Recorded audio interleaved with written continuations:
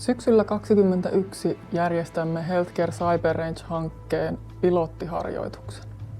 Harjoituksessa pääsemme ensimmäistä kertaa testaamaan hankkeessa rakennetun terveydenhuollon kyberharjoitusympäristömme.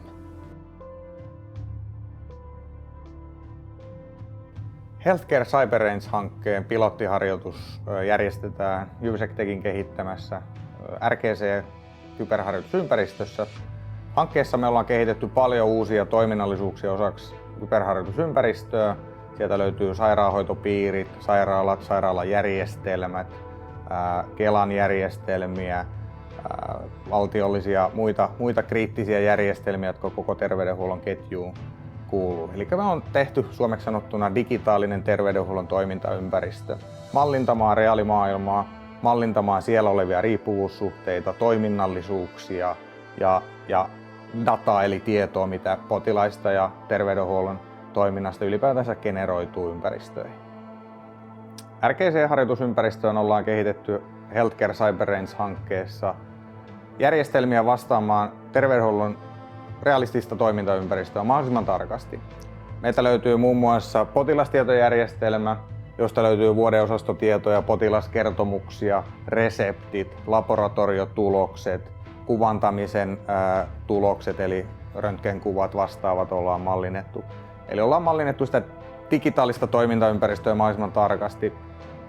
Sen lisäksi ympäristöstä totta kai löytyy IT-infrastruktuuria, millä pyöritetään sairaalajärjestelmiä, eli sieltä löytyy kaikki työasemajärjestelmät, palvelujärjestelmät, valvonnat, ylläpidon työvälineet ja tietoturva, kyberturvallisuuskontrollit myöskin.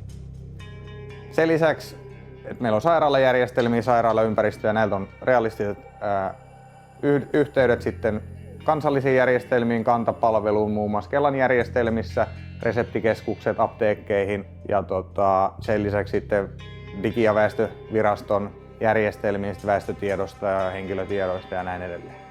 Eli ollaan mallinnettu kokonaisuus kokonaisvaltaisesti vastaamaan tätä todellista toimintaympäristöä, mikä Suomessa meillä on.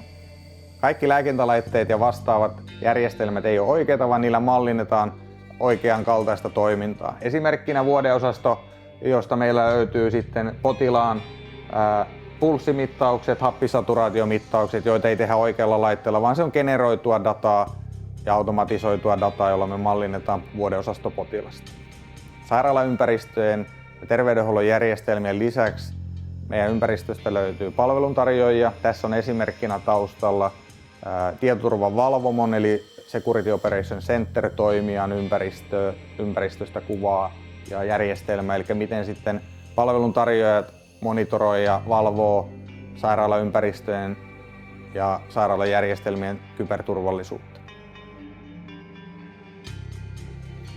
No niin, nyt ollaan siirrytty meidän teho-osastolle, jossa meillä on koko harjoitustakin varten hankittu potilassimulaationukkeen, siihen liittyviä lääkintälaitteita. Meillä löytyy hengityskonetta eli ventilaattoria, potilasmonitorointijärjestelmää ja sitten näihin liittyviä taustajärjestelmiä totta kai myöskin, että miten se potilaasta mitattava tieto sitten kerätään myöskin potilastietojärjestelmään niiden taustajärjestelmien kautta.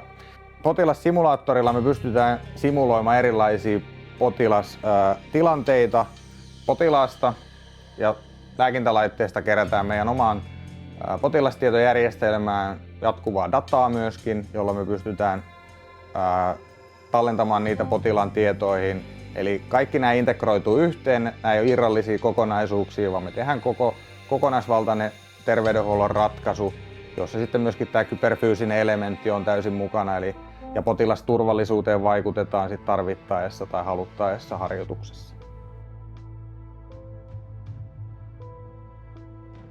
No mitä etuja terveydenhuollon organisaatiolle on osallistua kyberturvallisuusharjoitukseen?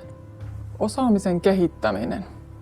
Eli harjoitellaan sitä, että henkilöstö oppii tunnistamaan organisaatioon mahdollisesti kohdistuvia kyberuhkia.